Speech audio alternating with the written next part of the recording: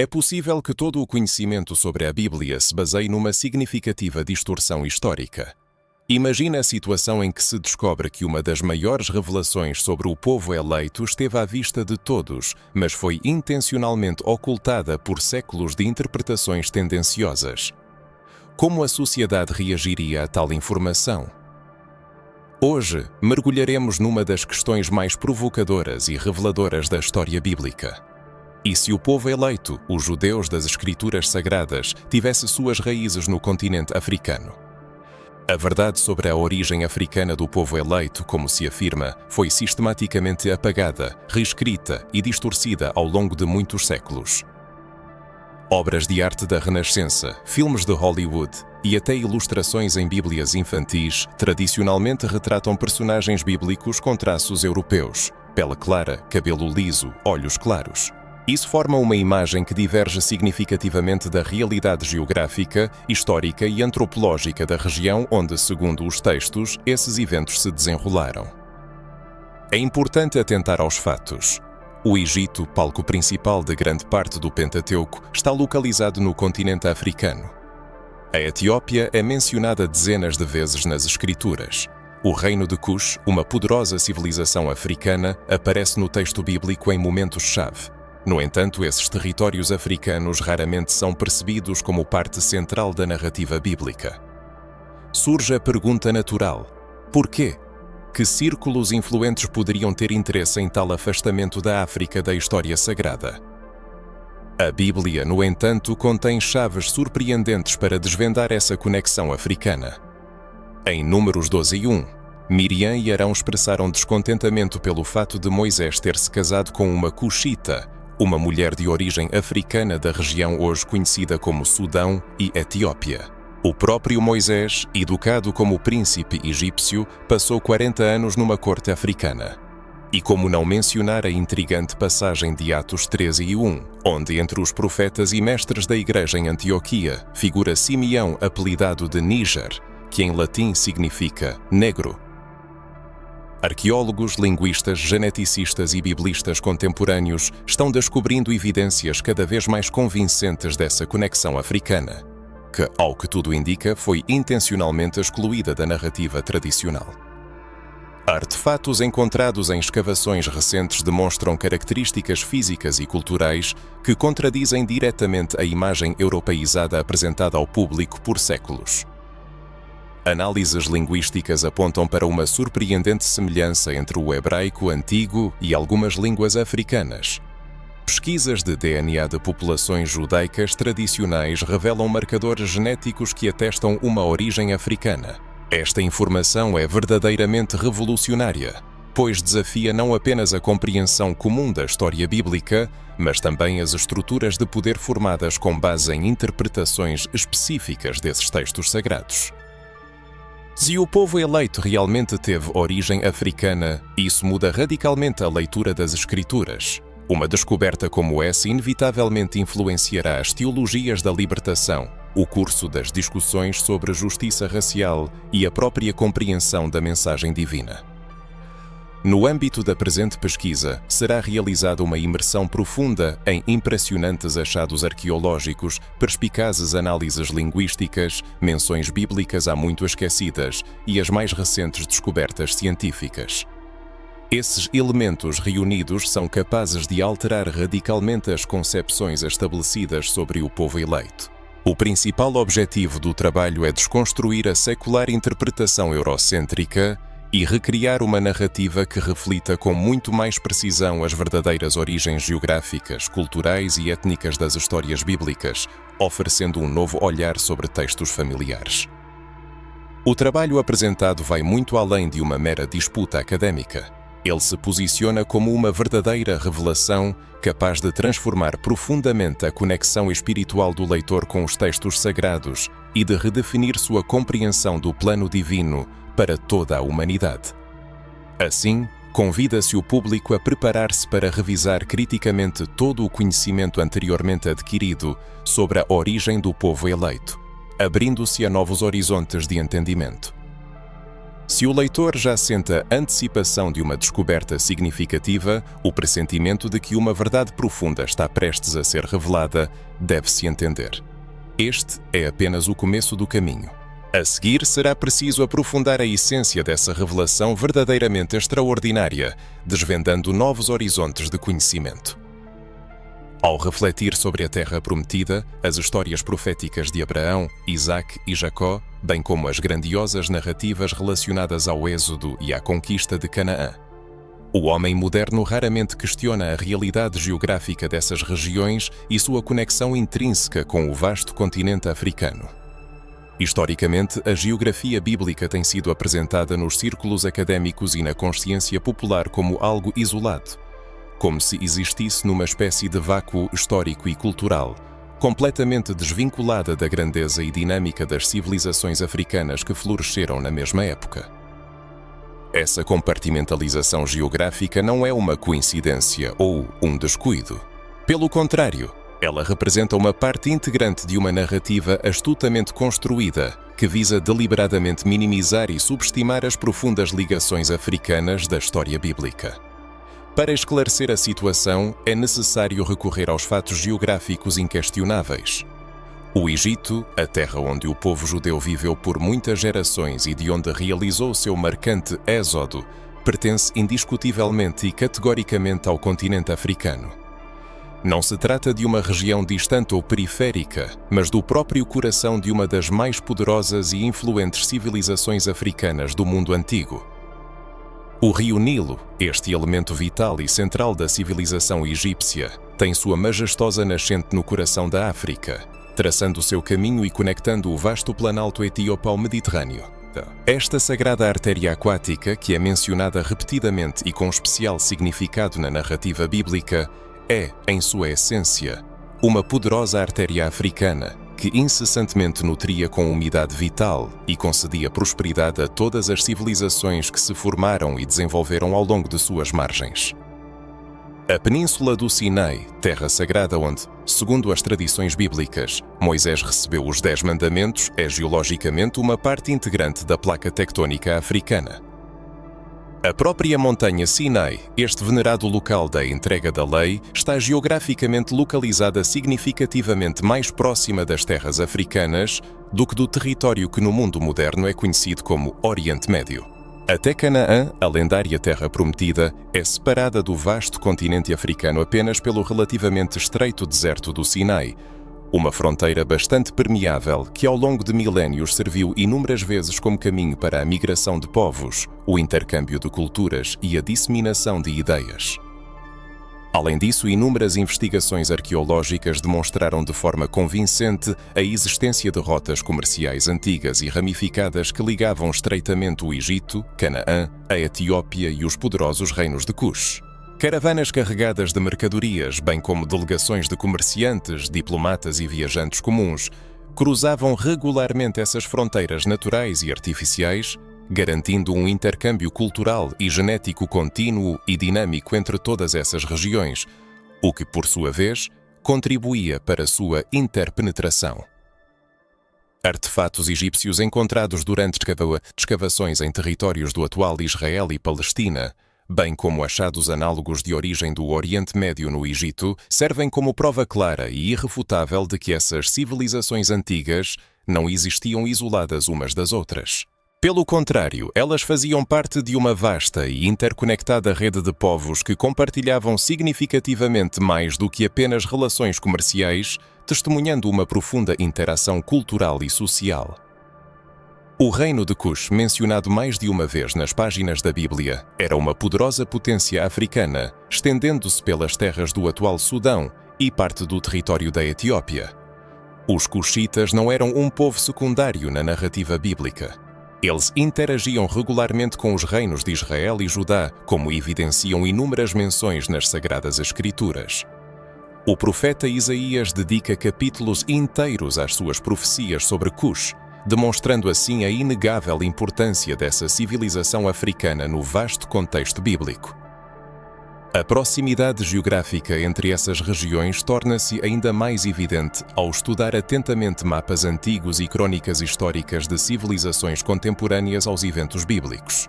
Documentos egípcios, assírios e babilônicos frequentemente consideram Canaã, Egito e Cush como áreas interconectadas, com fronteiras comuns e sujeitas a influências culturais mútuas.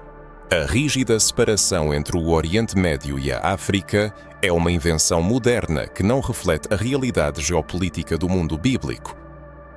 Até mesmo o conceito da Terra Prometida merece um estudo mais aprofundado. As descrições bíblicas das fronteiras de Israel frequentemente mencionam o Rio do Egito como a fronteira sudoeste. Tradicionalmente, esse curso d'água era identificado com um pequeno riacho no deserto do Sinai. No entanto, pesquisas recentes sugerem que poderia se referir ao próprio Nilo, o que expandiria significativamente o território prometido, estendendo-o em direção ao continente africano. Dados geológicos também fornecem pistas fascinantes e intrigantes. Análises de solos, formações rochosas e modelos climáticos históricos mostram que o Saara nem sempre foi o deserto intransponível que é hoje.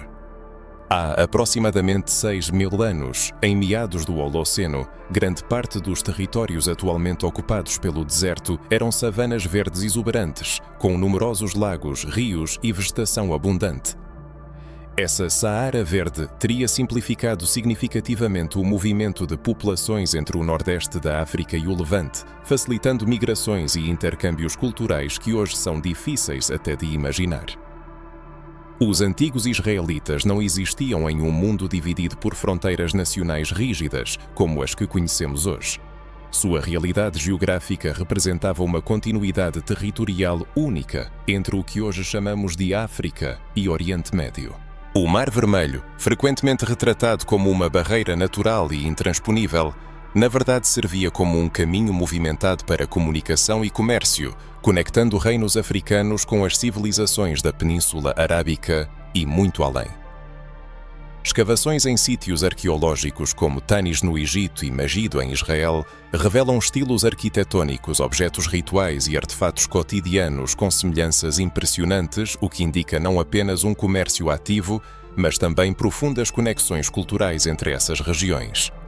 Ferramentas agrícolas, métodos avançados de irrigação e construção demonstram claras influências comuns, indicando que esses povos trocavam não apenas bens valiosos, mas também conhecimentos inestimáveis, tecnologias avançadas e práticas culturais estabelecidas. Até a flora e a fauna mencionadas na Bíblia servem como testemunho convincente dessa interconexão africana. Muitas plantas e animais citados nas Sagradas Escrituras são nativos da África ou amplamente distribuídos tanto no norte da África quanto no Levante. O cedro do Líbano pode simbolizar terras do norte, mas o papiro, tão importante para a lendária história de Moisés, é essencialmente uma planta africana. A diversidade de espécies mencionadas nos textos bíblicos reflete um ecossistema interconectado que transcendia as fronteiras artificiais, posteriormente impostas por impérios e estados-nação modernos. Mas e quanto às antigas rotas comerciais? A lendária Rota do Incenso, por exemplo, ligava a Península Arábica ao Egito e depois se estendia, atravessando terras que hoje são consideradas africanas. Existia também uma rota marítima que seguia a costa mediterrânea, conectando o Egito a Canaã e às civilizações do norte. Esses caminhos serviam não apenas como canais para o intercâmbio de mercadorias. Eles também eram condutores para a disseminação de ideias, práticas religiosas e tendências culturais que, sem dúvida, exerciam uma influência significativa nas tradições emergentes do povo judeu. Quando os pesquisadores observam a geografia bíblica, libertos das amarras dos preconceitos modernos e das divisões políticas, uma verdade inegável se revela diante deles. O povo eleito não surgiu em algum tipo de isolamento geográfico ou cultural. Sua gênese ocorreu no contexto de uma rede complexa e interconectada de civilizações, onde as influências africanas não eram apenas perceptíveis, mas predominantes, sem deixar dúvidas.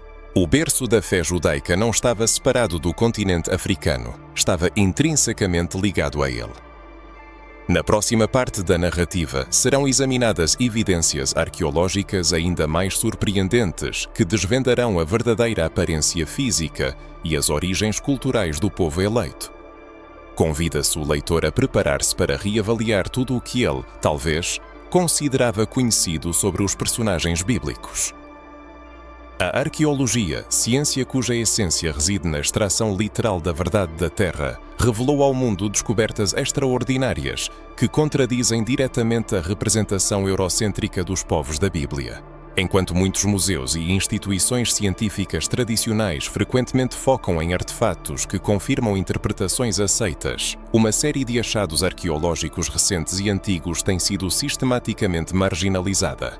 A razão para isso reside em sua capacidade de contestar a visão dominante sobre a aparência e a origem do povo judeu. Durante escavações realizadas nas últimas décadas em territórios associados ao antigo Israel, arqueólogos descobriram estatuetas, relevos, pinturas e outros objetos que retratam pessoas com traços físicos notavelmente diferentes daqueles apresentados na arte religiosa ocidental. Por exemplo, estátuas de terracota do período do Primeiro Templo, cerca de 1586 a.C., encontradas em sítios importantes como Hazor, Megido e Samaria, exibem figuras com características faciais que antropólogos físicos identificam inequivocamente como correspondentes a populações do Nordeste da África e do Chifre da África. Frisos e relevos encontrados em túmulos egípcios do período do Novo Reino, 1550-1770 a.C., que coincide com a Era do Êxodo, demonstram uma clareza particular. Segundo muitos estudiosos, essas obras de arte refletem claramente as diferenças entre os vários povos conhecidos pelos egípcios. Cananeus e Torosam e hebreus são frequentemente retratados com características físicas muito mais próximas dos núbios e de outros povos africanos do que dos habitantes do Mediterrâneo setentrional ou da Mesopotâmia.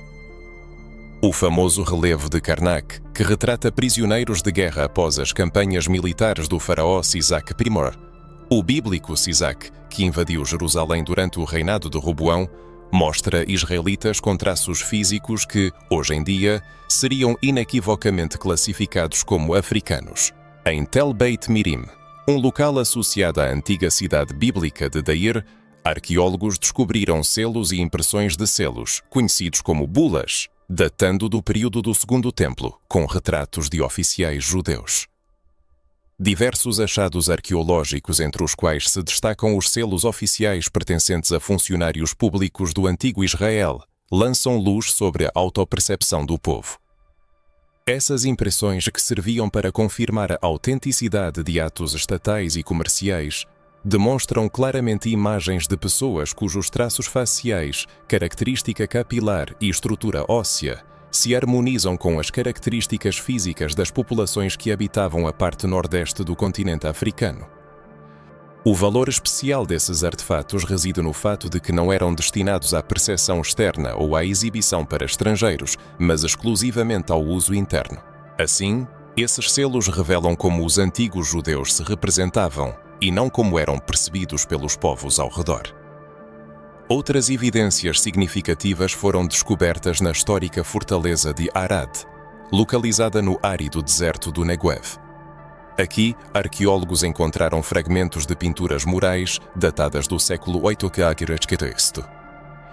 Esses afrescos retratam sacerdotes do santuário local que, ao que parece, tinham um tom de pele escuro e traços faciais distintos que os especialistas antropólogos modernos, sem dúvida, classificariam como características de populações que viviam no leste da África. Assim, esses sacerdotes, que representavam os pilares do sistema religioso oficial do Reino de Judá, possuíam claramente características físicas que indicavam sua origem africana, e não levantina, ou muito menos europeia. Entre outros achados, destacam-se os artefatos de Kuntilet Ashrut, datados do século VIII também a.C. Este complexo inclui numerosas inscrições e desenhos detalhados que, sem dúvida, estão relacionados ao culto a Yahweh. As figuras humanas representadas nesses afrescos, que os pesquisadores supõem poderem ser tanto fiéis quanto, possivelmente, o próprio Yahweh acompanhado de sua consorte, também demonstram traços físicos característicos dos povos do Nordeste da África.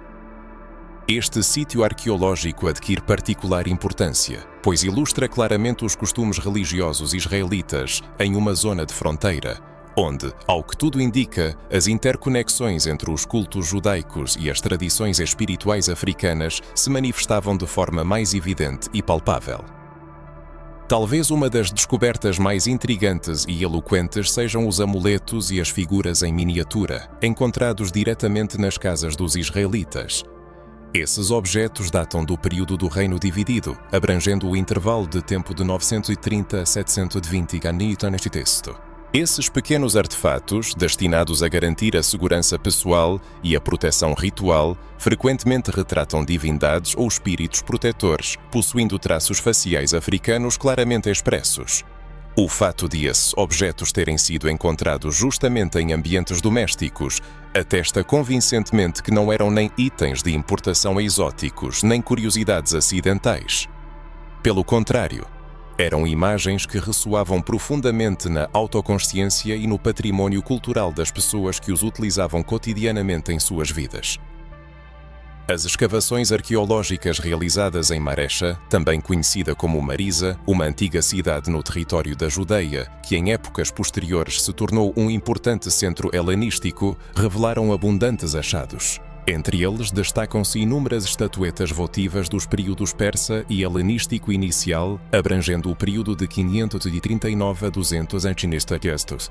Essas esculturas, que representam não divindades, mas membros comuns da comunidade humana, demonstram claramente a diversidade da população local, entre a qual se destacavam notavelmente indivíduos com traços africanos pronunciados.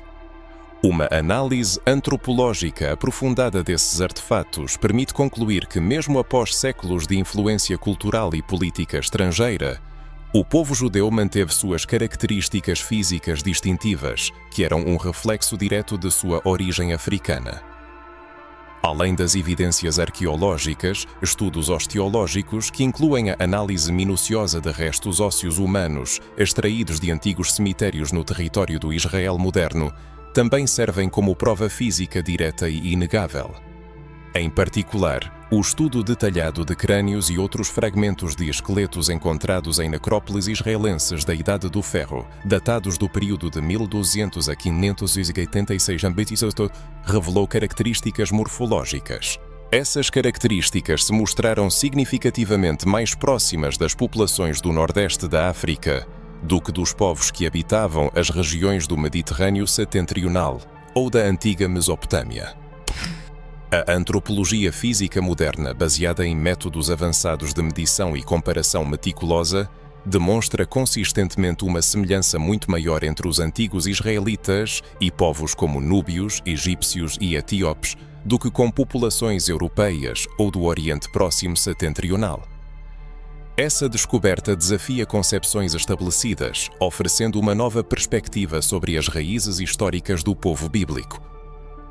As descobertas feitas em Qumran, um local intimamente associado aos essênios e aos famosos manuscritos do Mar Morto, são particularmente ilustrativas. A análise dos restos esqueléticos encontrados nas necrópoles próximas indica uma população cujas características físicas correspondem plenamente à ascendência africana. Considerando que os essênios eram frequentemente percebidos como uma comunidade judaica que buscava preservar tradições mais puras e originais, esses dados comprovam de forma convincente que, mesmo na era do Segundo Templo, a origem africana do povo judeu permanecia evidente em sua aparência. Achados arqueológicos relacionados às práticas alimentares também oferecem pistas intrigantes.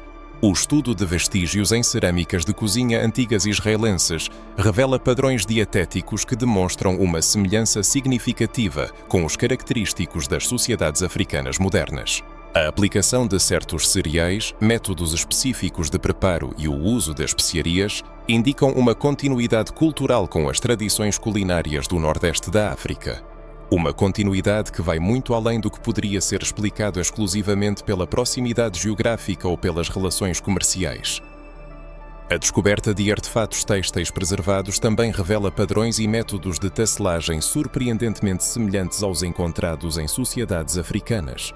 Fragmentos de tecidos extraídos de cavernas no deserto da Judeia mostram métodos de tingimento e padrões decorativos cujos paralelos mais próximos são encontrados nas tradições têxteis núbias e do Alto Egito, e não nas mesopotâmicas ou mediterrâneas. Esses detalhes repetidamente apontam para profundas raízes africanas. Os dados arqueológicos são claros e consistentes, formando um quadro coeso. Quando removemos as camadas da interpretação eurocêntrica e permitimos que os próprios artefatos contem sua história, uma visão completamente diferente do povo bíblico surge diante de nós. É uma imagem de pessoas com uma clara origem e características africanas, cuja cultura, práticas religiosas e vida cotidiana refletiam essa herança, mesmo apesar da interação ativa e da influência de outras civilizações da região. Na próxima parte, exploraremos as surpreendentes conexões linguísticas entre o hebraico antigo e as línguas africanas. Esta é mais uma camada de evidências que confirmam a origem africana do povo escolhido. Continua acompanhando nossas publicações para descobrir verdades que, sem dúvida, transformarão sua compreensão das Escrituras Sagradas. A língua talvez seja o espelho mais fiel da história e das verdadeiras raízes de um povo. As palavras que usamos, sua estrutura interna, pronúncia e etimologia revelam conexões culturais que muitas vezes permanecem invisíveis em outros testemunhos históricos. Quando analisamos o hebraico bíblico através da lente da linguística comparada, descobrimos evidências surpreendentes e inegáveis de profundas interconexões entre a língua sagrada da Escritura e as línguas africanas. Essas conexões foram sistematicamente ignoradas ou minimizadas por gerações de estudiosos ocidentais, mas sua importância para a compreensão da história do povo é inegável. O hebraico, tradicionalmente classificado entre as línguas semíticas, como o aramaico, o árabe, o acadiano e outros dialetos do Oriente Próximo, possui laços muito mais profundos e extensos do que pode parecer à primeira vista. Embora essa classificação seja sem dúvida tecnicamente correta, ela às vezes obscurece a influência significativa e os paralelos surpreendentes que o hebraico compartilha com as línguas do continente africano, especialmente aquelas que fazem parte do grupo afro-asiático. A essa vasta família pertencem, por exemplo, o egípcio antigo, o berber, o somali, o oromo, bem como inúmeras línguas cutíticas difundidas na Etiópia e regiões adjacentes. Linguistas modernos, libertos de preconceitos eurocêntricos anteriores, documentaram meticulosamente centenas de cognatos, palavras com origem comum, entre o hebraico e diversas línguas africanas. Um exemplo claro é a palavra hebraica barak, que significa abençoar, e que possui cognatos em várias línguas cuxíticas. Da mesma forma, a palavra shalom, traduzida como paz, encontra suas correspondências próximas em palavras de significado semelhante, difundidas nas línguas do chifre da África. O termo mishpat, que significa justiça, demonstra paralelos linguísticos em línguas núbias antigas. Essas interconexões superam significativamente o simples empréstimo de unidades linguísticas isoladas.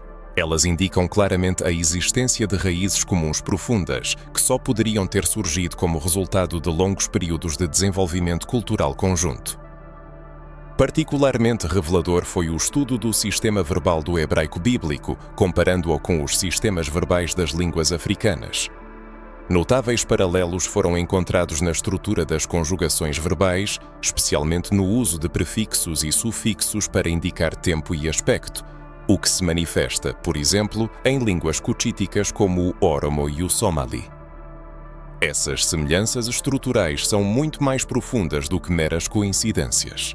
Elas testemunham conexões fundamentais em padrões de pensamento e expressão que só poderiam ter-se formado através de uma história comum. A fonologia, ou seja, o sistema sonoro do hebraico, também revela significativas conexões africanas. A aplicação de consoantes faríngeas e ejetivas, sons produzidos com o fechamento simultâneo da glote, é uma característica distintiva do hebraico bíblico, que frequentemente causa dificuldades para falantes de línguas indo-europeias. Essa característica, no entanto, é comum a muitas línguas africanas, especialmente no nordeste da África.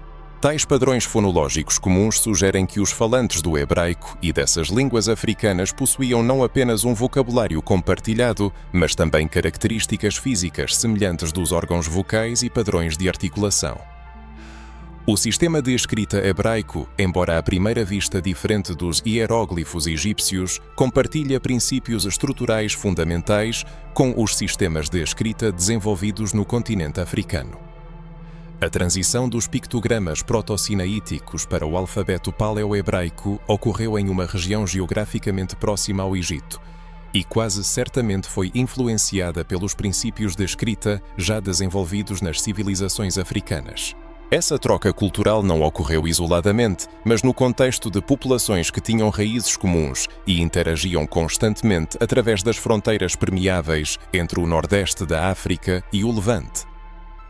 Talvez uma evidência ainda mais marcante seja o substrato linguístico, palavras e estruturas de línguas anteriores que se preservaram em uma língua posterior. O hebraico bíblico contém um substrato significativo de termos que são difíceis de explicar exclusivamente por uma origem semítica, mas que encontram paralelos convincentes em línguas africanas. Nomes de lugares, termos botânicos e zoológicos, bem como vocabulário relacionado a práticas religiosas, frequentemente demonstram essas conexões africanas, sugerindo que os povos que desenvolveram o hebraico carregavam consigo um léxico cultural com profundas raízes africanas. Um dos exemplos mais intrigantes é a palavra Éden, que por muito tempo foi vista exclusivamente através das raízes semíticas. No entanto, uma investigação minuciosa e aprofundada revela paralelos surpreendentes com termos encontrados em línguas cutíticas e egípcias, que descrevem territórios férteis e regiões abundantes em beleza, semelhantes ao paraíso. Tais intersecções linguísticas sugerem que até mesmo conceitos tão fundamentais para a cosmologia bíblica, como o Jardim do Éden, muito provavelmente possuem profundas origens culturais e linguísticas africanas. Os nomes próprios encontrados na Bíblia também servem como eloquentes testemunhos linguísticos. Um número significativo de nomes bíblicos, que geralmente são interpretados por etimologias hebraicas, também podem ser examinados através de raízes em línguas africanas, frequentemente revelando significados que se harmonizam contextualmente com a narrativa. Um exemplo marcante é o nome Moisés. O texto bíblico explica sua origem a partir de um termo hebraico que significa tirado da água. No entanto, pesquisadores há muito estabeleceram sua surpreendente semelhança com nomes egípcios como Tutmés ou Ramsés, onde o componente Mes é interpretado como nascido de ou filho. Tal dupla etimologia não é mutuamente exclusiva, mas ao contrário aponta para um ambiente cultural único onde as influências egípcias e hebraicas se fundiram e interagiram organicamente. O estudo de textos poéticos hebraicos, em particular os Salmos, revela estruturas rítmicas e métricas surpreendentemente semelhantes aos padrões da poesia oral difundidos nas tradições africanas. O paralelismo, a repetição de ideias em formas ligeiramente modificadas, que é uma característica marcante da poesia hebraica, encontra estreitas analogias nas tradições poéticas de diversas culturas africanas. Esses padrões comuns de expressão artística não testemunham contatos passageiros, mas sim profundas conexões culturais, resultantes de experiências de vida compartilhadas e de uma visão de mundo unificada. Uma nova e ativa área de pesquisa concentra-se no estudo das expressões idiomáticas do hebraico bíblico, realizando sua análise comparativa com giros análogos em línguas africanas. Expressões como filho da morte, que significa condenado, andar diante do Senhor, ou seja, viver retamente, e levantar seu rosto, mostrar favor, encontram correspondências praticamente idênticas em línguas do Nordeste da África. Essas construções idiomáticas comuns expõem não apenas o parentesco linguístico, mas também abordagens compartilhadas para compreender e expressar realidades espirituais e sociais. A toponímia, a ciência dedicada ao estudo dos nomes de lugares, também revela interconexões surpreendentes. Muitos nomes geográficos que figuram no texto bíblico e que geralmente eram considerados exclusivamente através de raízes semíticas, permitem interpretação também por meio de línguas africanas, frequentemente oferecendo significados que descrevem com surpreendente precisão as características físicas dessas localidades.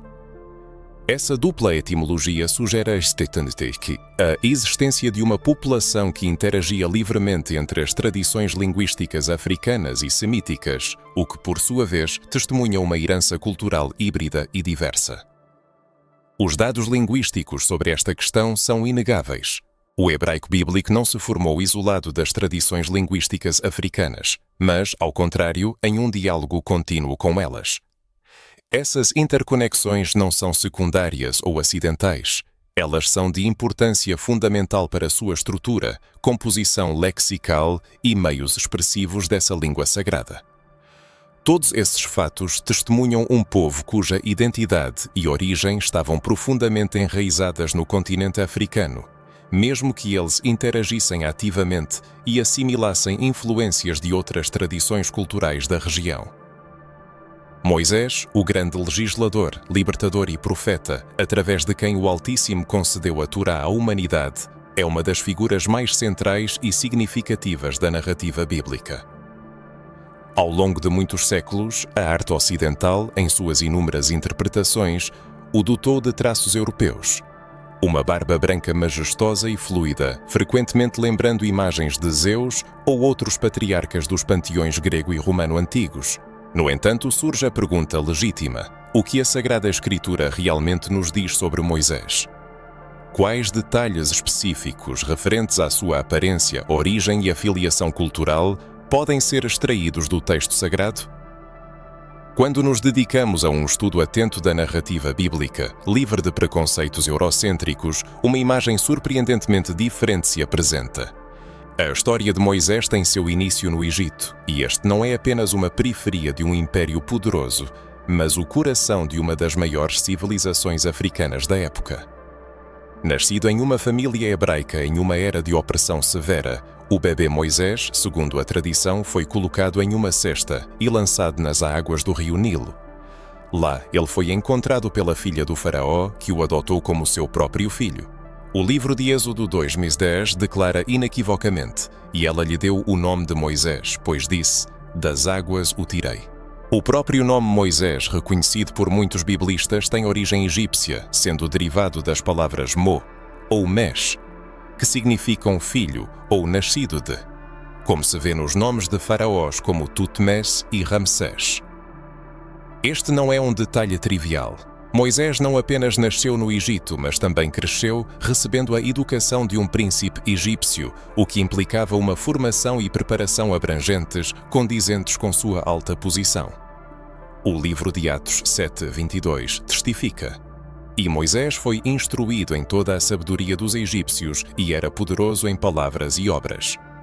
Durante 40 anos, o que constitui quase metade de sua vida, Moisés viveu não como um estrangeiro em terra alheia, mas como um membro pleno da elite egípcia, totalmente imerso na cultura, língua e práticas religiosas da antiga África. A narrativa bíblica em nenhum momento sugere que Moisés, criado como egípcio, diferisse de alguma forma dos habitantes do Egito que o cercavam. Quando ele, após matar um egípcio, é forçado a fugir para Midian, as filhas de Jetro, que o encontram, o descrevem como egípcio, Êxodo 2:19. Este momento é crucial. Para aqueles que o encontravam pela primeira vez, sem conhecer sua história pessoal, Moisés parecia absolutamente indistinguível de um egípcio. Não há nenhuma indicação no texto de que ele possuísse quaisquer traços incomuns ou características que pudessem destacá-lo da população africana local. Uma das chaves mais reveladoras para a verdadeira identidade de Moisés está em Números 12, verso 1, onde Miriam e Arão expressam sua crítica a Moisés por causa de sua esposa Cusita. O texto indica diretamente porque ele se casou com uma Cusita. Cush é o nome antigo do reino da Núbia, localizado no território do Sudão moderno e parte da Etiópia, o que sem dúvida é um território africano. Alguns comentaristas tradicionais tentam argumentar que esta era uma referência a Zípora, a esposa midianita de Moisés. No entanto, o texto identifica claramente esta mulher como uma cusita, ou seja, uma africana, e não uma midianita. Ainda mais revelador é o fato de que a crítica de Miriam e Arão aparentemente não se dirige ao casamento de Moisés com uma mulher de outra etnia, mas sim à sua autoridade. Isso permite supor que o casamento de Moisés com uma cusita não era percebido como algo extraordinário ou incomum, mas como uma união perfeitamente natural entre pessoas de raízes culturais e étnicas semelhantes. O castigo que Miriam sofreu por sua crítica a Moisés adiciona uma dimensão extra à compreensão deste episódio bíblico. Ela foi atingida por uma doença grave, lepra, e a Escritura Sagrada indica que sua pele se tornou branca ofuscante, como a neve. Números 12, versículo 10.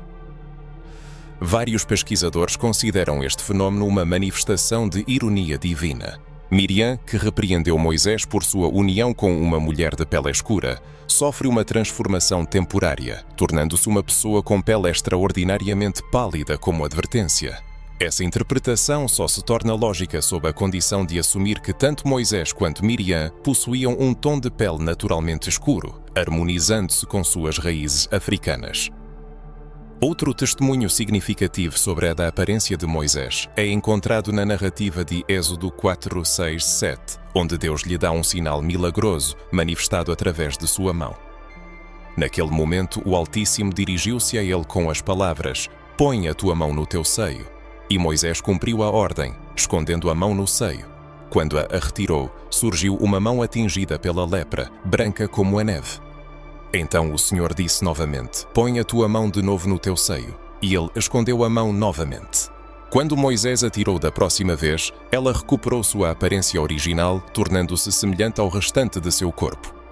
O contraste óbvio entre a mão atingida pela lepra, branca ofuscante, e sua carne saudável, indica inegavelmente que sua pele habitual não era branca, mas possuía uma coloração mais escura, correspondente à sua origem africana.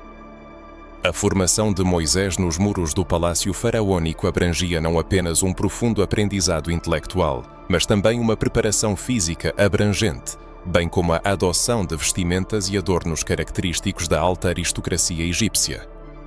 Suas vestes, sem dúvida, incluiriam trajes egípcios tradicionais, provavelmente complementados por perucas cerimoniais, maquiagem requintada e outros acessórios que refletiam sua posição privilegiada. Mesmo após sua fuga forçada para Midian e o subsequente chamado divino para o serviço profético, a Escritura Sagrada em nenhum lugar indica que Moisés renunciou completamente às influências culturais adquiridas durante seus anos de formação egípcia. Assim, a incorporação orgânica de elementos culturais africanos em sua identidade pessoal apresentava-se como um processo natural e inevitável. As notáveis qualidades de liderança de Moisés, sua eloquência excepcional, mesmo com um suposto impedimento de fala, sua capacidade única de navegar habilmente entre diversos paradigmas culturais, bem como sua profunda compreensão tanto do fardo da opressão quanto dos benefícios de uma posição privilegiada. Todas essas características emanavam organicamente de sua formação singular como um judeu criado na corte real africana.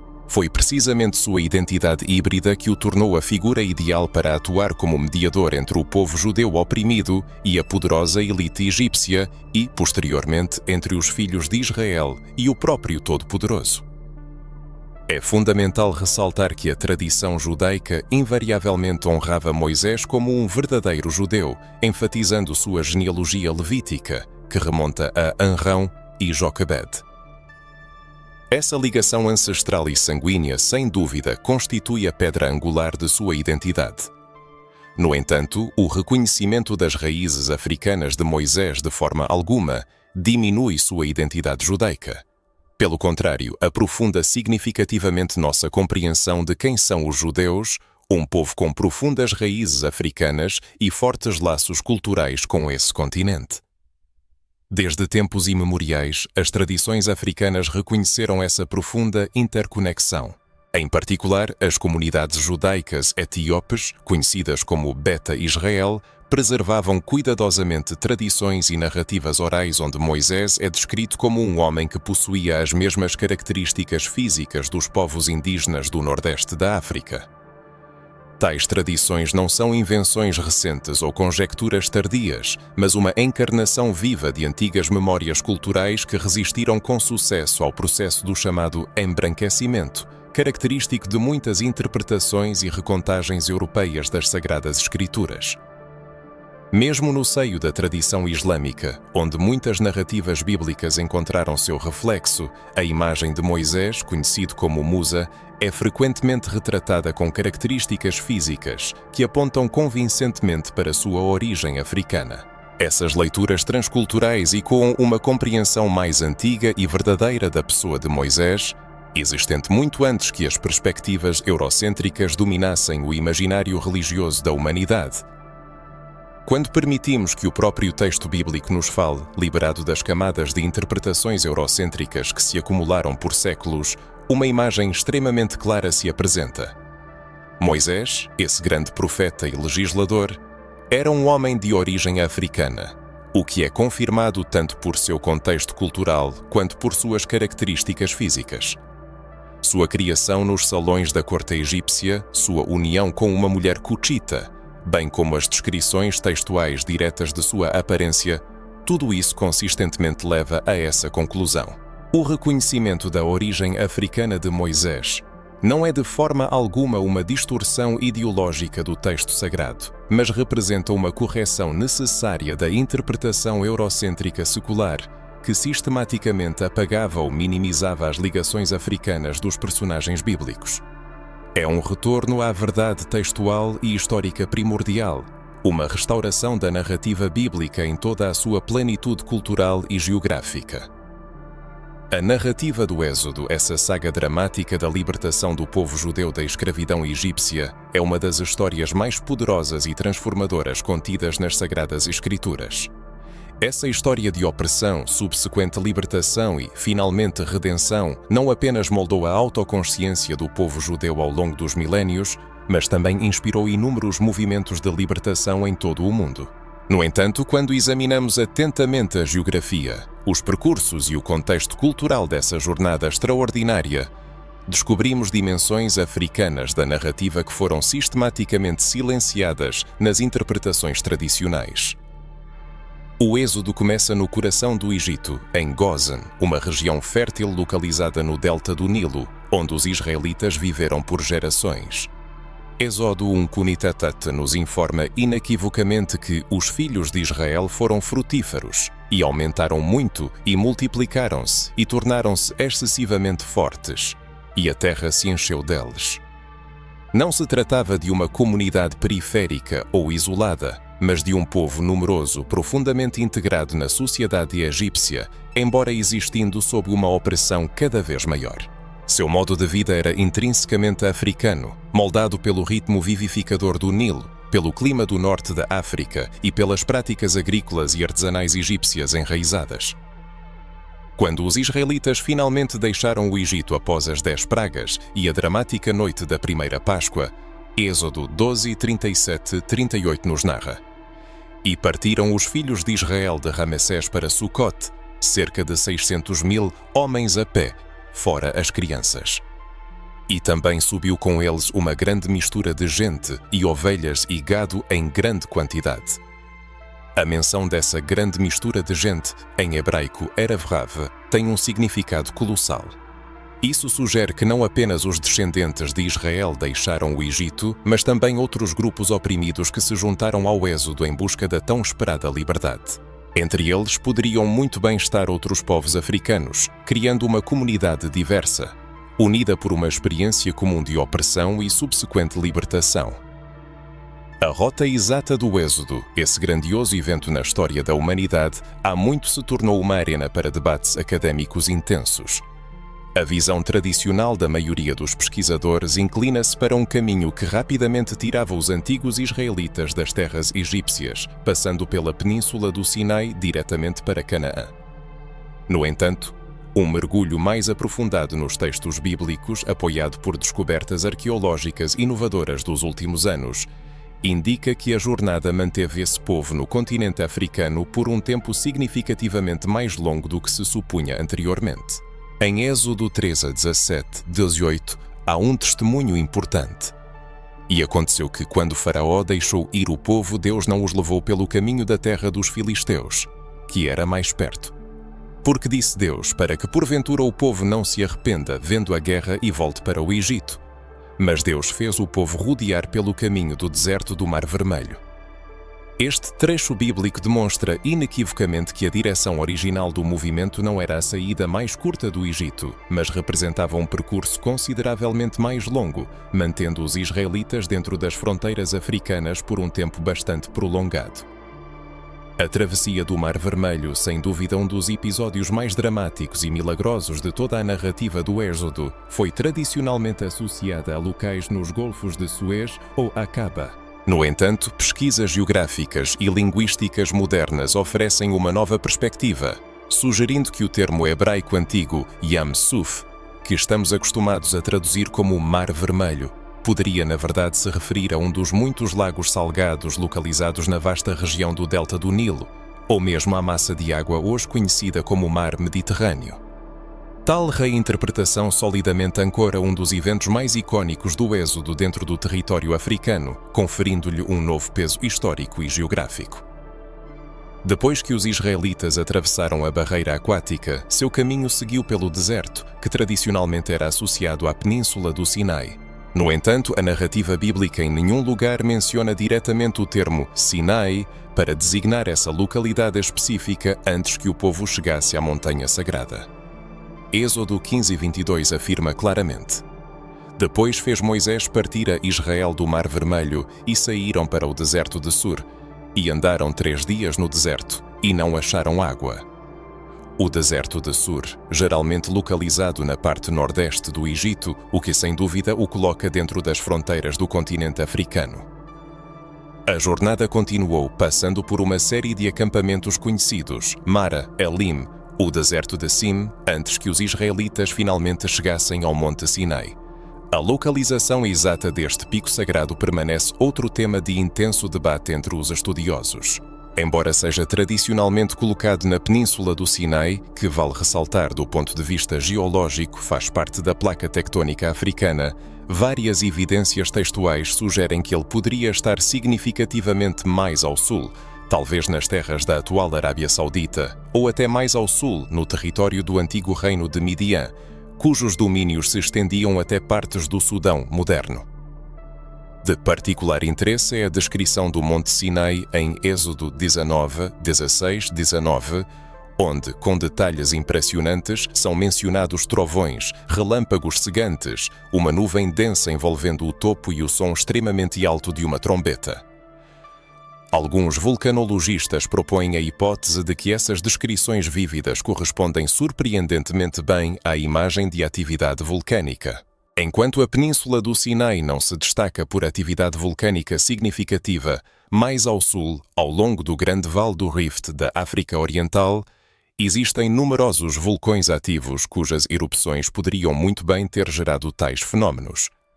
Essa interpretação audaciosa coloca o momento crucial no processo de recebimento da lei e, consequentemente, da formação da identidade religiosa e legal do povo israelita em um contexto distintamente africano. A jornada de 40 anos do povo israelita pelos vastos desertos abrangendo quase 2 gerações, de forma alguma foi um período de isolamento completo. Pelo contrário, durante essa prolongada etapa da história, eles interagiram ativamente com diversas tribos e povos que habitavam a região. Assim, o livro de Números, nos versículos 20, 14 e 21, descreve detalhadamente seu importante encontro com os Edomitas. Deuteronômio 2, por sua vez, lança luz sobre seus relacionamentos com os Moabitas e Amonitas, e Êxodo 17 narra vividamente o tenso conflito que eclodiu com os Amalequitas. Essas interações representaram mais do que simples escaramuças militares. Foram intercâmbios culturais de longo prazo que não puderam deixar de influenciar os costumes, as características linguísticas e, muito provavelmente, até o pool genético dos israelitas. Um lugar especial nesse contexto é ocupado pela prolongada estadia em Cades Barneia, detalhada em Números 20. Esta localidade, que frequentemente é identificada com Ain el-Quderat, situada no nordeste da península do Sinai, serviu como base principal para o povo errante por muitos anos. A proximidade geográfica com o Egito, bem como com outras comunidades africanas durante esse período estendido, reforçava incessantemente os laços culturais africanos que se entrelaçavam na trama do povo israelita. Os ritos religiosos que se formaram e evoluíram durante os longos anos de peregrinação no deserto também demonstraram influências africanas muito significativas. O próprio tabernáculo, elemento central da adoração com sua arca sagrada, propiciatório e querubins, revela semelhanças notáveis com antigos artefatos religiosos egípcios. Em particular, podem ser traçados paralelos claros com as barcas sagradas que eram usadas em procissões religiosas solenes e com os santuários portáteis. Além disso, o uso de incenso, vestimentas sacerdotais especiais e alguns rituais de purificação também encontra seu reflexo nas práticas religiosas, tanto egípcias quanto de outras culturas africanas. Nas páginas da narrativa bíblica, há menções repetidas da presença constante, entre os israelitas, de pessoas identificadas como estrangeiros. Assim, em Levítico 24:10, é narrado sobre o filho de uma israelita cujo pai era egípcio, o que atesta casamentos mistos e interações culturais. E em Números 11:4, fala-se claramente de uma multidão mista que acompanhava os israelitas em suas peregrinações. Essas numerosas referências provam convincentemente a existência de uma comunidade diversa, possuidora de fortes e contínuas ligações africanas, refutando a ideia de uma população etnicamente homogénea, completamente desligada de suas raízes de origem. Quando os israelitas, tendo concluído suas longas peregrinações, finalmente se aproximaram das fronteiras da Terra Prometida, Moisés decidiu enviar espias para uma cuidadosa exploração do território. No relatório apresentado por esses espias e registrado em Números 13, são listados vários povos que habitavam essas terras, entre os quais se destacam os Anaquins, descritos como pessoas de estatura verdadeiramente gigantesca. A reação assustada dos espias, resultante do que viram, sugere que eles não percebiam esses habitantes como fundamentalmente diferentes em aparência ou origem, mas sim como adversários mais numerosos e significativamente superiores em termos militares. Dessa forma, a narrativa do Êxodo, se olhada livre de preconceitos eurocêntricos, revela-se como uma jornada profundamente africana. Ela tem seu início no coração do Egito, depois atravessa terras que, tanto geológica quanto culturalmente, estão indissoluvelmente ligadas à África. Inclui uma interação ativa com diversos povos africanos e, em última análise, culmina na formação de uma identidade religiosa e cultural única que incorporou elementos significativos de sua experiência africana. O encontro do rei Salomão com a enigmática e majestosa rainha de Sabá, detalhadamente narrado em 1 Reis 10 e 2 Crônicas 9, é justamente considerado um dos episódios mais intrigantes e romantizados das Sagradas Escrituras. Essa reunião histórica de dois poderosos monarcas vai muito além das relações diplomáticas comuns, sugerindo a existência de profundas ligações culturais, comerciais extensas e, possivelmente, até genéticas, que uniam o reino de Israel às prósperas civilizações africanas. Desde tempos antigos, a história do povo bíblico esteve estreitamente interligada com os destinos de outras civilizações. No entanto, nas interpretações tradicionais, o aspecto africano dessa grandiosa história foi constantemente relegado a segundo plano, o que levou à ocultação de uma das mais convincentes evidências dos profundos laços entre o povo bíblico e as potências africanas. A narrativa bíblica nos informa que a notícia da grande glória do rei Salomão chegou à rainha de Sabá, e ela decidiu ir até ele para testar sua sabedoria com perguntas complexas. Ela chegou a Jerusalém com uma comitiva suntuosa, acompanhada de camelos carregados de especiarias aromáticas, inúmeras reservas de ouro e pedras preciosas, conforme descrito em 1 Reis 10:2. Essa descrição por si só pinta um quadro de um reino rico e altamente desenvolvido, capaz de mobilizar recursos significativos para realizar uma visita diplomática de tão grande escala a longas distâncias. Mas onde exatamente estava localizada essa misteriosa Sabá?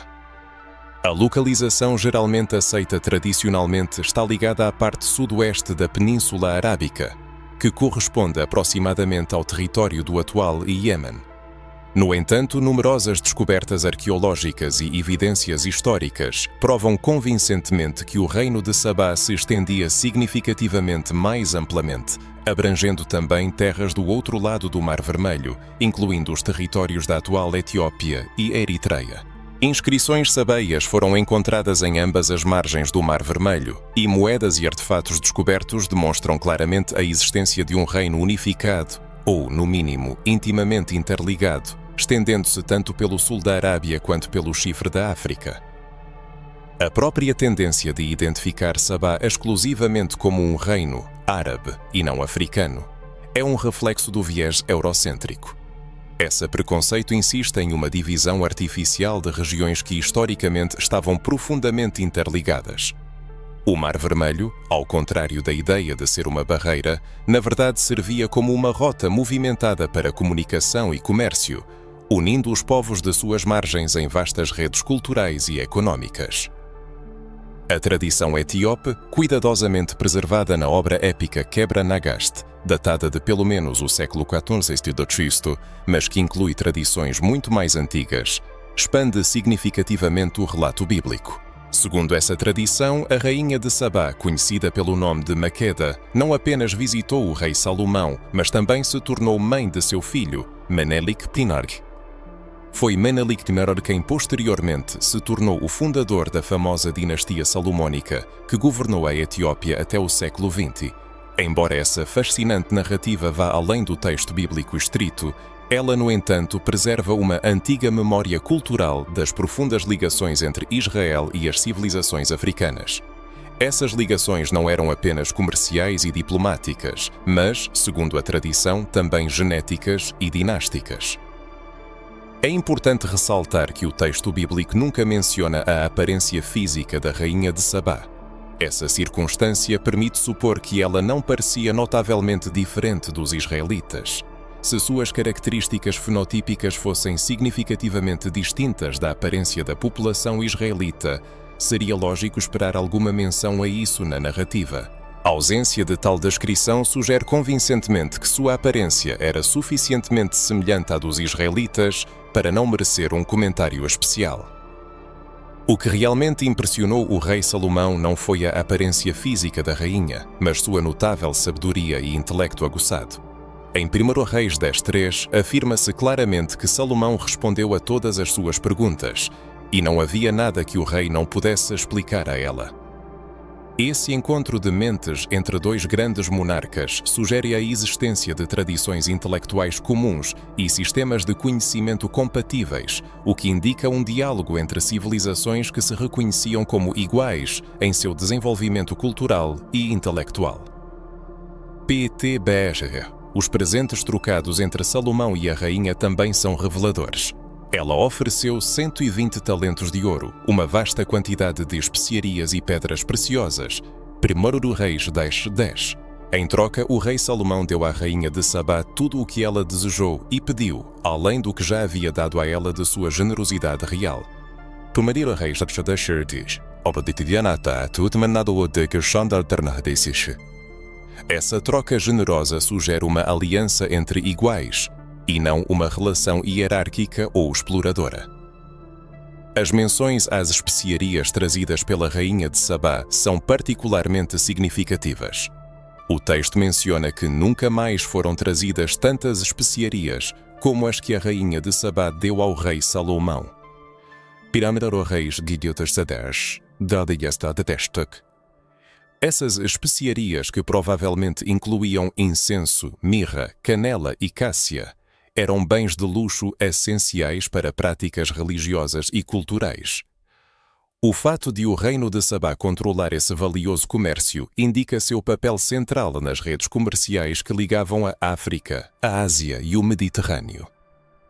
A narrativa da rainha de Sabá não é um episódio isolado, mas parte de um quadro mais amplo de conexões africanas na história de Salomão. Em Prós Reis 10:22 é mencionado que o rei tinha uma frota de navios de Tarsis no mar, juntamente com a frota de Irão. Uma vez a cada 3 anos, a frota de Tarsis voltava trazendo ouro, prata, marfim, macacos e pavões. Esses produtos, especialmente o marfim e alguns tipos de primatas, são claramente de origem africana, indicando que as redes comerciais de Salomão se estendiam profundamente no continente africano. A construção do Templo de Salomão, um projeto que definiu seu reinado, incluiu materiais e possivelmente artesãos de origem africana. O ouro de Ofir, repetidamente mencionado, por exemplo, em 1 Reis 9:28, provavelmente vinha de minas da África Oriental, possivelmente na região que hoje corresponde ao Zimbábue ou Moçambique, onde extensas operações de mineração de ouro datadas desse período foram descobertas por arqueólogos. As implicações políticas e teológicas do encontro de Salomão e da rainha de Sabá são profundas. Jesus se refere a esse episódio em Mateus 12:42, observando que a rainha do sul se levantará no juízo com esta geração e a condenará, pois ela veio dos confins da terra para ouvir a sabedoria de Salomão, e eis que aqui está quem é maior do que Salomão.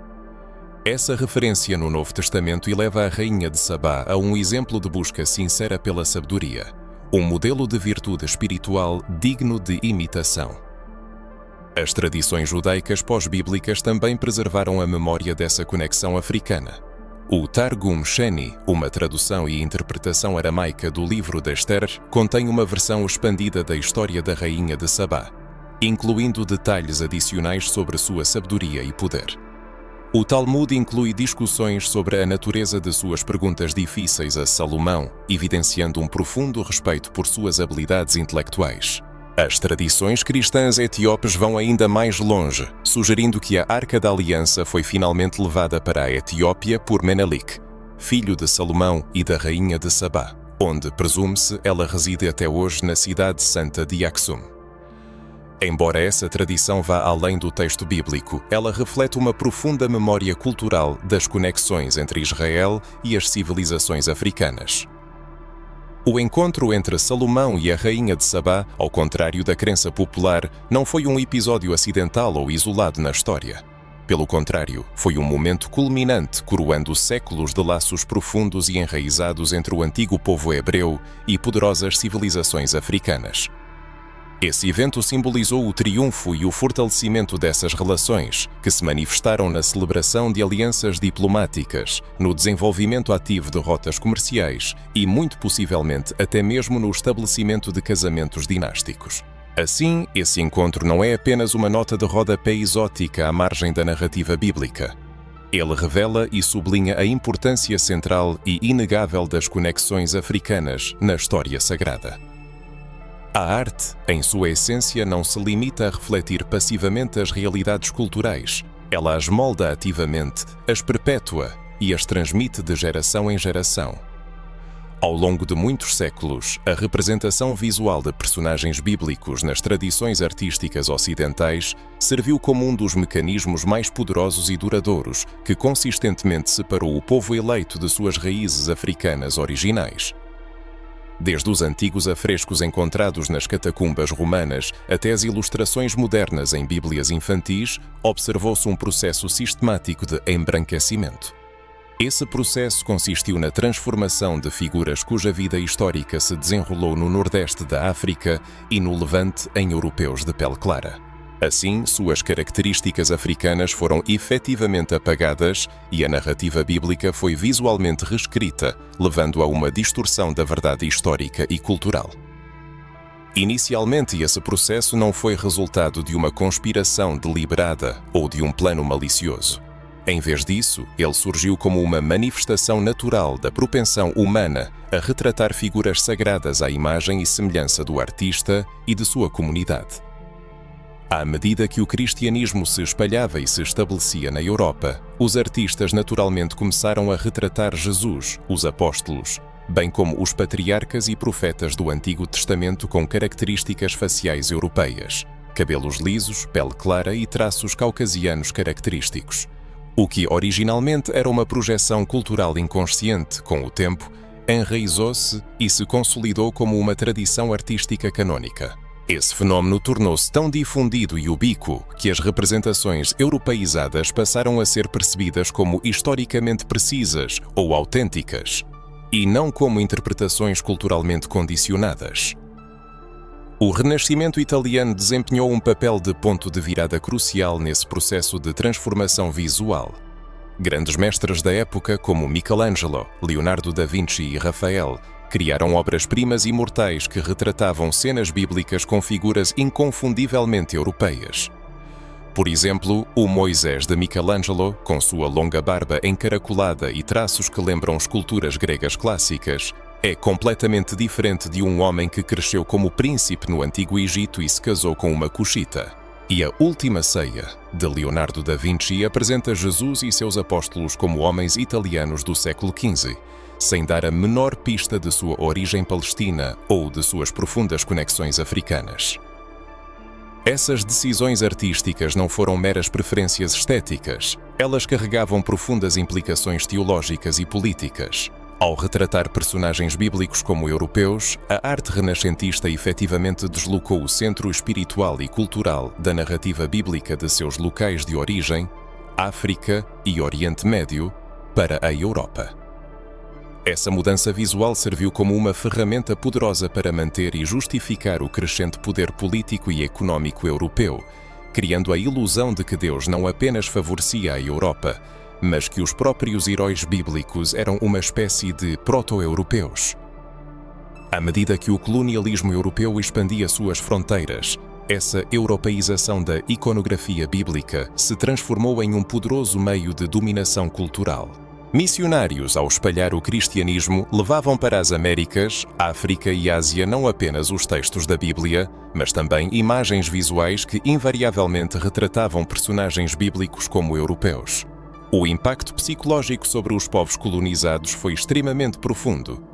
Se Deus, Jesus, Moisés e Abraão se pareciam com os colonizadores e não com os próprios colonizados, isso legitimava tacitamente a hierarquia colonial e minava qualquer resistência por parte dos povos indígenas, criando um sentimento de sua própria inferioridade cultural e espiritual. Um exemplo particularmente ilustrativo dessa reelaboração visual é a imagem da rainha Esther. Embora os eventos do livro bíblico de Esther se desenrolem na antiga Pérsia, no território do atual Irã, e a própria heroína fosse judia e vivesse muitos séculos antes de o cristianismo se enraizar na Europa, os pintores renascentistas frequentemente a representavam como uma dama da corte europeia. Eles a vestiam com trajes, joias e penteados contemporâneos. Em obras como Esther diante de Assuero, de Tintoretto, não há nenhuma pista visual de que a história descrita ocorreu no Oriente Médio, entre povos cuja aparência diferia substancialmente da dos europeus do século XVI. O caso de Jesus de Nazaré é talvez o mais claro exemplo dessa transformação. Nascido de mãe judia na Palestina do século I, Jesus sem dúvida teria características físicas típicas daquela região e época. Pele morena ou escura, cabelos encaracolados ou ondulados e traços faciais semíticos. No entanto, a imagem dominante de Jesus que se estabeleceu na arte ocidental apresenta um homem de pele clara, cabelos longos e lisos, muitas vezes castanhos ou loiros, e olhos claros. Essa representação, popularizada por obras como o Cristo Pantocrator, das tradições bizantinas posteriores e inúmeras telas do Renascimento, não tem base histórica nem bíblica. A ironia de tal transformação é particularmente evidente ao se referir a passagens bíblicas como Apocalipse 1, 14, 15. Aqui o Jesus ressuscitado é descrito com cabelos brancos como a lã branca, como a neve, e pés semelhantes ao bronze reluzente como se tivessem sido refinados em fornalha. Essas descrições, que evocam associações com cabelos crespos e pele que lembra bronze polido, correspondem mais a características fenotípicas africanas do que europeias. No entanto, mesmo quando os artistas tentam ilustrar literalmente essa passagem, eles frequentemente mantêm as características faciais europeias, criando uma imagem híbrida que, em essência, apenas confirma o eurocentrismo fundamental.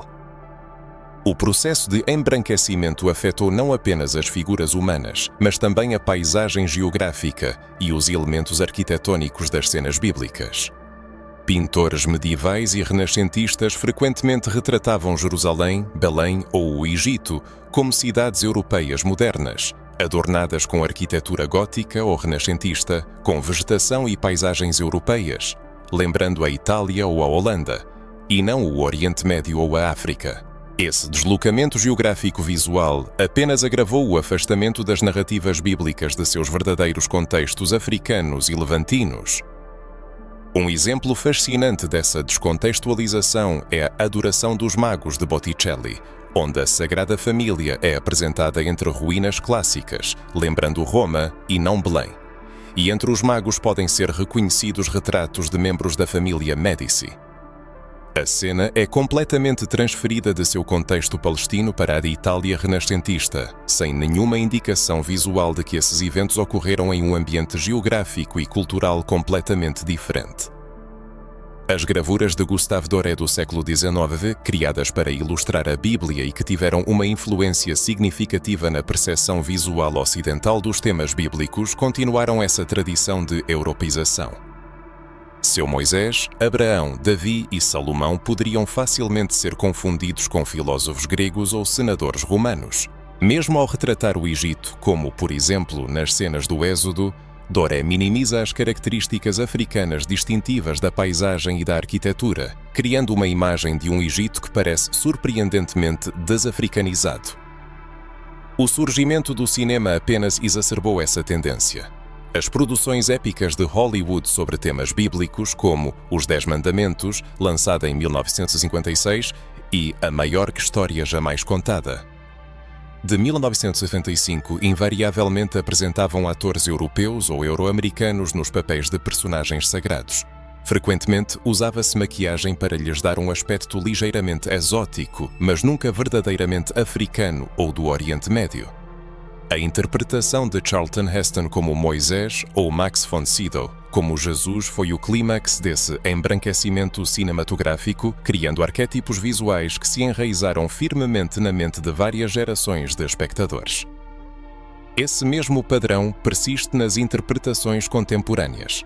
Os filmes bíblicos mais recentes ainda dão preferência a atores com aparência europeia para encarnar as figuras-chave, enquanto os personagens egípcios ou africanos são frequentemente relegados a papéis secundários ou antagónicos. As ilustrações encontradas em bíblias infantis, materiais didáticos para escolas dominicais e a arte religiosa popular continuam a retratar Jesus com cabelos lisos e traços europeus, bem como outros heróis bíblicos que parecem ter vindo diretamente da Europa Central, e não de seus locais de origem reais, nordeste da África ou Levante. As consequências desse embranquecimento visual se estendem muito além da mera decoração artística. Elas afetam profundamente a forma como leitores e fiéis compreendem e interagem com os textos sagrados. Quando as crianças crescem vendo exclusivamente imagens europeizadas de figuras bíblicas, isso molda subconscientemente sua percepção de quem é considerado valioso na narrativa divina e quem ocupa o lugar central na história da salvação. Para pessoas de ascendência africana, essa prática pode gerar uma profunda desconexão entre sua própria identidade e as tradições espirituais que seguem. Felizmente, nas últimas décadas, têm-se observado esforços cada vez mais ativos para criar representações mais historicamente e geograficamente precisas de personagens bíblicos. Artistas contemporâneos representando as mais diversas origens culturais criaram obras onde Jesus, os patriarcas e outras figuras bíblicas são apresentados com uma aparência que corresponde às suas verdadeiras origens geográficas e culturais. Essas imagens não são revisões politicamente motivadas, mas representam tentativas sinceras de corrigir distorções visuais seculares e restaurar a conexão africana inerente à narrativa bíblica. A revolução na genética moderna forneceu ferramentas extraordinárias para investigar as raízes históricas e as interconexões entre as populações humanas. Análises de DNA mitocondrial, cromossomo Y e genoma completo. agora permitem que os cientistas rastreiem rotas migratórias, identifiquem linhagens ancestrais e documentem conexões biológicas entre diferentes grupos humanos com precisão sem precedentes. Esses métodos, aplicados ao estudo de populações judaicas modernas, bem como de outros povos do Oriente Médio e da África, revelaram evidências fascinantes que confirmam as significativas raízes africanas do antigo povo judeu. Estudos genéticos de populações judaicas modernas revelam uma história complexa que desafia noções simplificadas de origem e identidade. Entre as conquistas mais notáveis da pesquisa científica moderna, destaca-se a descoberta de marcadores genéticos comuns que ligam várias comunidades judaicas a populações específicas do Nordeste da África. Isso inclui, em particular, os habitantes da região do Chifre da África, ou seja, Etiópia, Eritreia, Djibouti e Somália, bem como territórios localizados nas cabeceiras do Nilo. Como um exemplo vívido, pode-se citar o haplogrupo do cromossomo YRAS E1B1A, que demonstra uma prevalência notável tanto entre as populações judaicas quanto entre as do norte da África. Essa linhagem genética, cuja origem remonta a cerca de 20 mil anos atrás nas vastas áreas da África subsaariana, é registrada em grupos judaicos em proporções que não podem ser explicadas apenas por casos recentes de conversão ao judaísmo ou de miscigenação interétnica. Sua presença estável atesta definitivamente antigas conexões de linhagem, enraizadas nas próprias origens da formação do etno-judaico. Paralelamente a isso, pesquisas no campo do DNA mitocondrial, que permitem rastrear linhagens exclusivamente pela linha materna, revelaram a presença de haplogrupos de origem africana na composição de populações judaicas tradicionais. Assim, o haplogrupo L, que se origina na África subsaariana, é encontrado em percentagens modestas, mas muito significativas, entre as comunidades judaicas sefarditas e Mizrahim, do Oriente Médio. Essa circunstância prova convincentemente a existência de uma contribuição genética africana, transmitida por linhas femininas em épocas históricas remotas, o que lança luz sobre o complexo processo de etnogênese. De particular importância no contexto do estudo das ligações genéticas são as pesquisas sobre as comunidades judaicas etíopes, amplamente conhecidas pelos nomes Beta Israel ou Falachas.